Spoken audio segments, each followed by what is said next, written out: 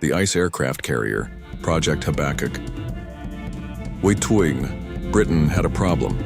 German U-boats were sinking ships in the Atlantic. So they dreamed up Project Habakkuk, a giant aircraft carrier made from ice. Yes, ice mixed with wood pulp called pykrete. It was tough, cheap, and wouldn't sink easily. They even built a prototype in a Canadian lake. But the thing kept melting. It needed massive refrigeration just to stay afloat. Too expensive, too slow, too weird. The plan melted away, literally.